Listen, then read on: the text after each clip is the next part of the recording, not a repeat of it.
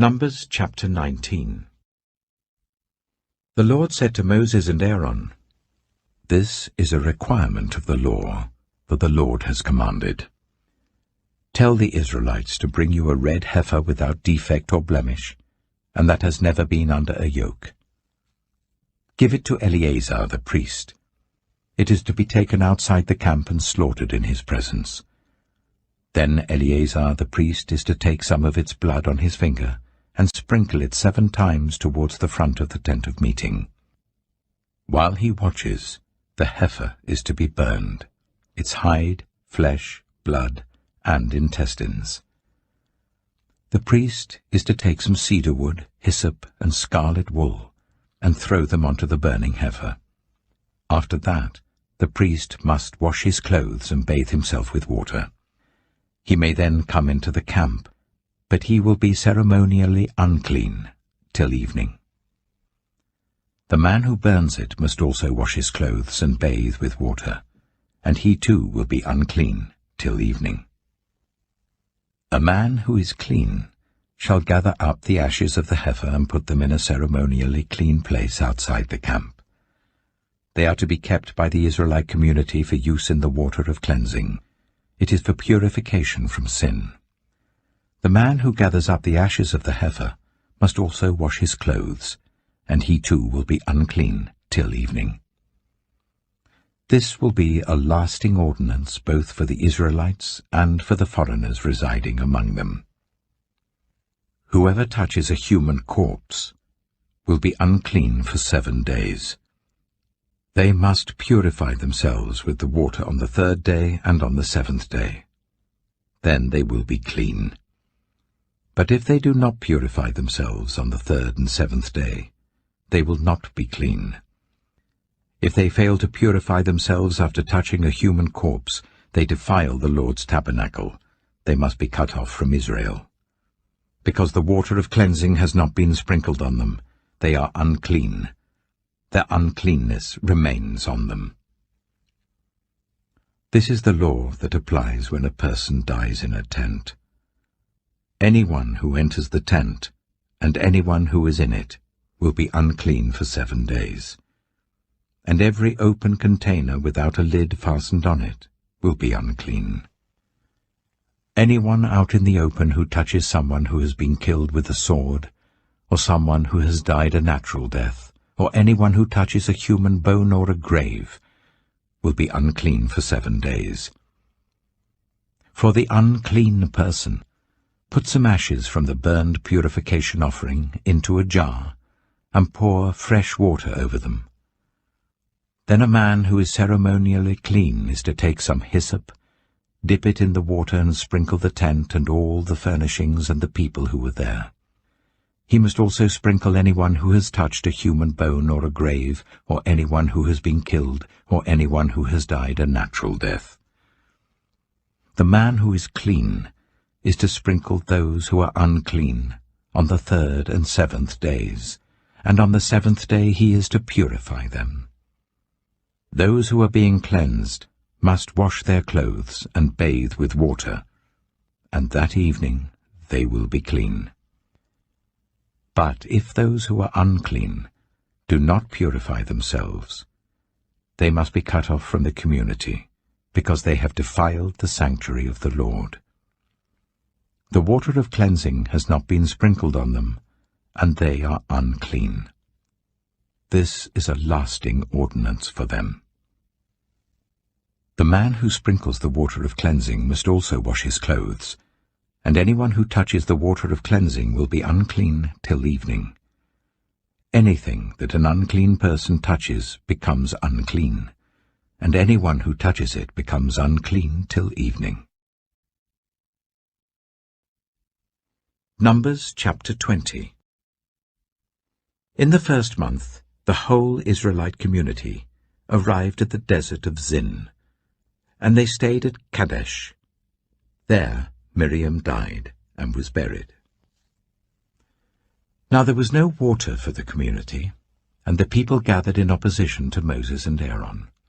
They quarreled with Moses and said, "If only we had died when our brothers fell dead before the Lord. Why did you bring the Lord's community into this wilderness, that we and our livestock should die here? Why did you bring us up out of Egypt to this terrible place?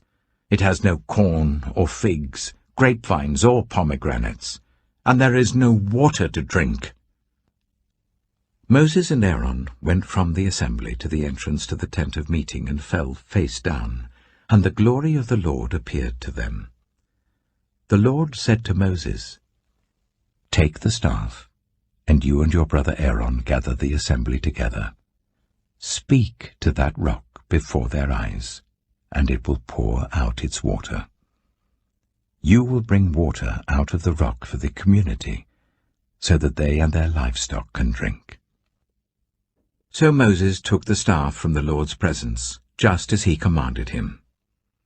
He and Aaron gathered the assembly together in front of the rock, and Moses said to them, "Listen, you rebels, must we bring you water out of this rock?"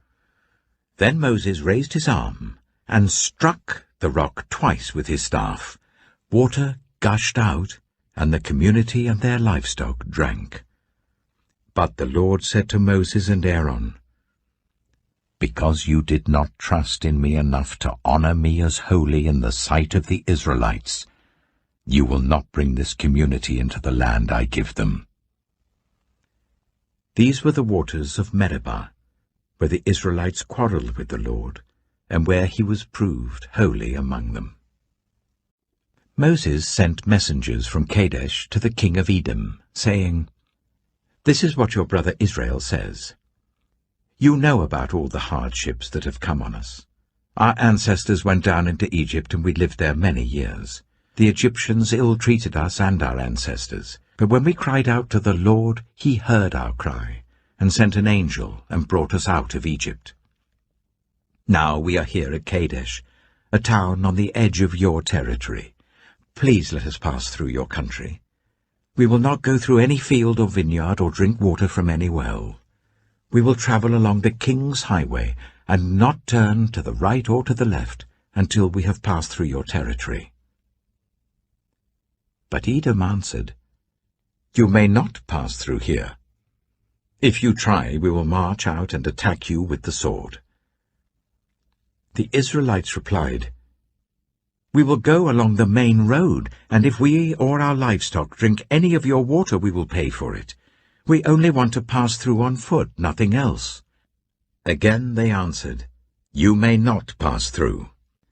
Then Edom came out against them with a large and powerful army. Since Edom refused to let them go through their territory, Israel turned away from them. The whole Israelite community set out from Kadesh and came to Mount Hor. At Mount Hor, near the border of Edom, the Lord said to Moses and Aaron, "Aaron will be gathered to his people. He will not enter the land I give the Israelites, because both of you rebelled against my command at the waters of Meribah. Call Aaron and his son Eleazar, and take them up Mount Hor. Remove Aaron's garments and put them on his son Eleazar, for Aaron will be gathered to his people. He will die there." Moses did as the Lord commanded. They went up Mount Hor in the sight of the whole community. Moses removed Aaron's garments and put them on his son Eleazar, and Aaron died there on top of the mountain. Then Moses and Eleazar came down from the mountain, and when the whole community learned that Aaron had died, all the Israelites mourned for him 30 days. Numbers chapter 21. When the Canaanite king of Arad, who lived in the Negev, heard that Israel was coming along the road to Atharim, he attacked the Israelites and captured some of them. Then Israel made this vow to the Lord: "If you will deliver these people into our hands, we will totally destroy their cities." The Lord listened to Israel's plea and gave the Canaanites over to them. They completely destroyed them and their towns, so the place was named Hormah. They travelled from Mount Hor along the route to the Red Sea to go round Edom. But the people grew impatient on the way. They spoke against God and against Moses, and said, "Why have you brought us up out of Egypt to die in the wilderness? There is no bread, there is no water, and we detest this miserable food." Then the Lord sent venomous snakes among them. They bit the people, and many Israelites died. The people came to Moses and said, "We sinned when we spoke against the Lord and against you. Pray that the Lord will take the snakes away from us." So Moses prayed for the people. The Lord said to Moses, "Make a snake and put it up on a pole. Anyone who is bitten can look at it and live." So Moses made a bronze snake and put it up on a pole. Then when anyone was bitten by a snake and looked at the bronze snake, they lived. The Israelites moved on and camped at Oboth. Then they set out from Oboth and camped in Abarim, in the wilderness that faces Moab towards the sunrise. From there they moved on and camped in the Zered valley. They set out from there and camped alongside the Arnon, which is in the wilderness extending into Amorite territory. The Arnon is the border of Moab, between Moab and the Amorites. That is why the book of the wars of the Lord says, "Zahab in Zuphah and the ravines, the Arnon and the slopes of the ravines that lead to the settlement of Ar, and lie along the border of Moab." From there they continued on to Beer, the well where the Lord said to Moses, "Gather the people together, and I will give them water." Then Israel sang this song, "Spring up, O well, sing about it, about the well that the princes dug, that the nobles of the people sank, the nobles with scepters and staffs." Then they went from the wilderness to Mattanah, from Mattanah to Nahaliel, from Nahaliel to Bamoth, and from Bamoth to the valley in Moab, where the top of Pisgah overlooks the wasteland. Israel sent messengers to say to Sihon, king of the Amorites, "Let us pass through your country. We will not turn aside into any field or vineyard or drink water from any well. We will travel along the king's highway until we have passed through your territory." But Sihon would not let Israel pass through his territory. He mustered his entire army and marched out into the wilderness against Israel. When he reached Jahaz, he fought with Israel. Israel, however, put him to the sword and took over his land from the Arnon to the Jabbok, but only as far as the Ammonites, because their border was fortified. Israel captured all the cities of the Amorites and occupied them, including Heshbon and all its surrounding settlements. Heshbon was the city of Sihon, king of the Amorites, who had fought against the former king of Moab, and had taken from him all his land as far as the Arnon. That is why the poets say, "Come to Heshbon and let it be rebuilt. Let Sihon's city be restored." Fire went out from Heshbon, a blaze from the city of Sihon. It consumed Ar of Moab, the citizens of Arnon's heights. Woe to you, Moab! You are destroyed, people of Chemosh. He has given up his sons as fugitives and his daughters as captives to Sihon, king of the Amorites. But we have overthrown them. Heshbon's dominion has been destroyed all the way to Dibon, and we have demolished them as far as Nophah, which extends to Medeba. So Israel settled in the land of the Amorites. After Moses had sent spies to Jazer, the Israelites captured its surrounding settlements and drove out the Amorites who were there. Then they turned and went up along the road towards Bashan, and Og, king of Bashan, and his whole army marched out to meet them in battle at Edrei. The Lord said to Moses, "Do not be afraid of him, for I have delivered him into your hands, along with his whole army and his land. Do to him what you did to Sihon, king of the Amorites, who reigned in Heshbon." So they struck him down, together with his sons and his whole army, leaving them no survivors, and they took possession of his land.